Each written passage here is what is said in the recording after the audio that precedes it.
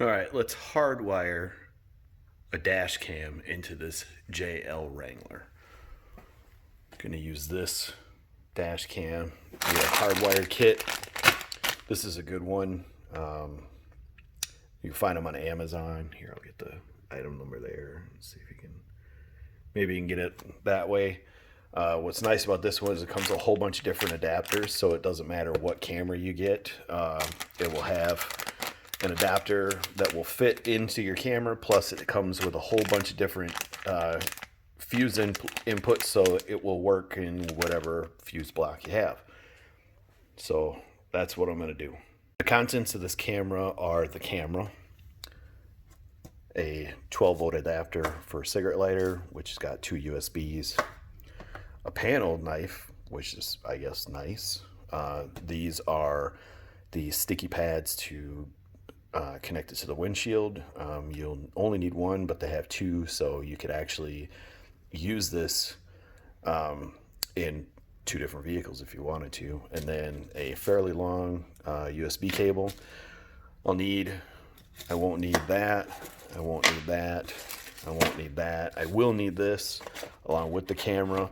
Supposedly there is a GPS add-on that you can get for this. I have not found it. It would go here.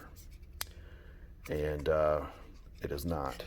There is a block down here that is needed because you don't have that. And so this is what's going to slide in here. So first we'll position this and stick this onto that, and then slide the camera onto this, and everything will work. If you have the GPS adapter, you won't need this piece because the GPS adapter will be a little fatter, and we'll replace this. This is the contents of the hardwire package. So you get all these adapters right here. This is the main wiring piece, and then you get USB-C. This is a angled mini USB. This is an angled micro USB, and these are a couple of little wire looms that you can stick if you want to run it through. You get a warranty and an installation guide, which you don't need. So for the JL, we're going to use this. We're going to use this one. And because this camera is just micro USB, we can use the built-in micro USB that is on the kit. So essentially, that's it. That's what we're going to use. And it does come with a little fuse puller, which is cool. Don't know if we'll need that, but we'll set it out there anyways. And now it's time to find an ignition controlled fuse that we can tap into. All right, so this is a Rubicon, as you can see here, but does not have the auxiliary switches yet. I'll get those later. So I'm going to use this slot here, which is the cargo auxiliary outlet in the back.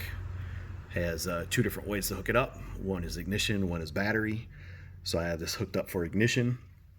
So right now, with this thing super jerry-rigged in here, just kind of touching the negative battery cable,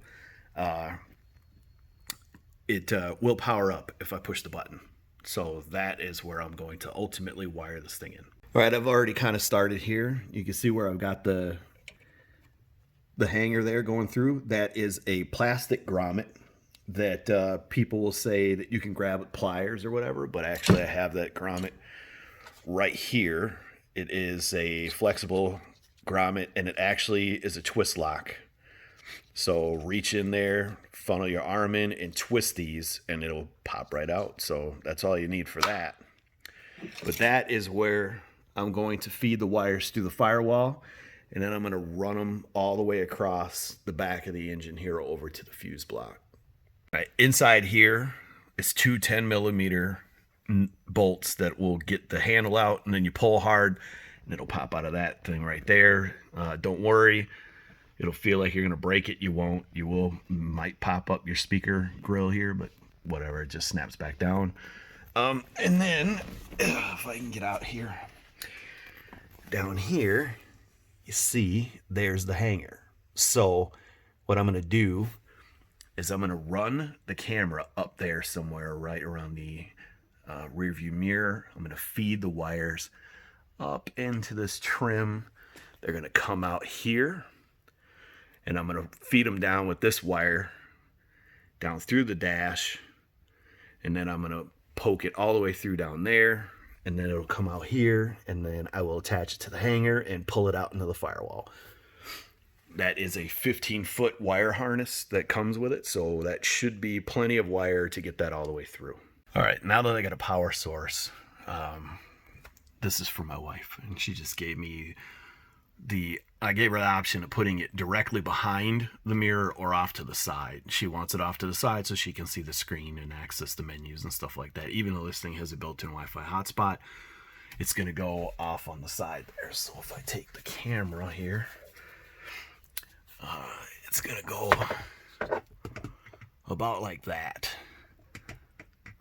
About right there. And then that way she can access the buttons if she wants and see it and everything. So what I did was I prepped the glass on the inside with alcohol and let that dry, and now I'm going to put the little clear plastic static sticky shield on.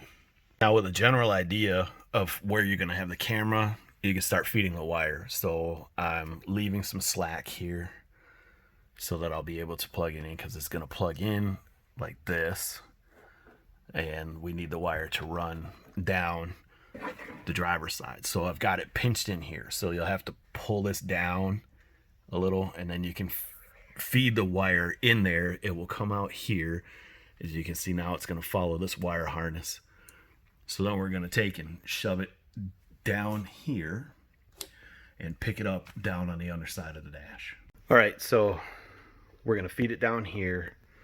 There's a 7mm screw down here that will loosen this and give you enough leeway to actually get a pry tool in here and pop this piece out.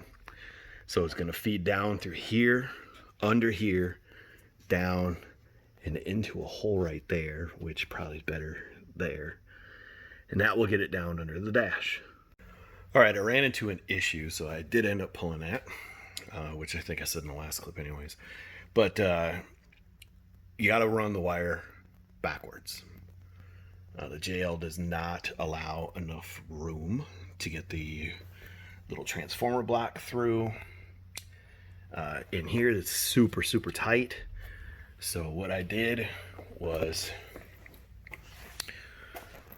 I fed the wire through in here all the way down and ran up what I would probably need, and then I am now feeding the wire through there. So it's under the overflow and it runs along the back, and so I have enough power over here, or wire over here, because I'm going to plug in here and I'm going to plug into a probably the negative cable right there,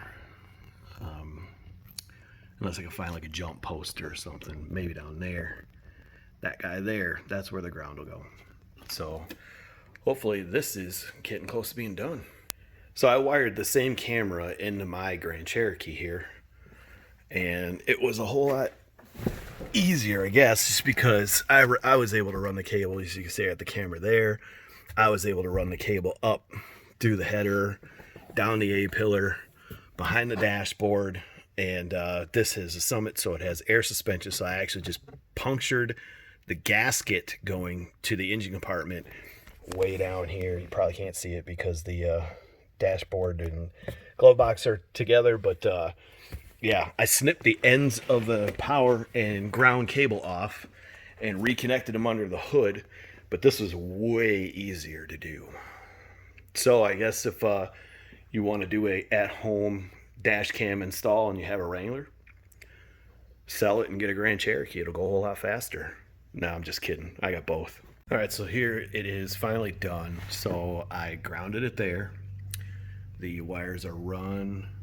The lid is on. They're fed all the way back, all the way on the back, over and behind everything, so that they will hopefully not fall on anything super hot and melt. I still got to put the plug back in down here. Figure that out. It's got a flexible side, so hopefully it'll work.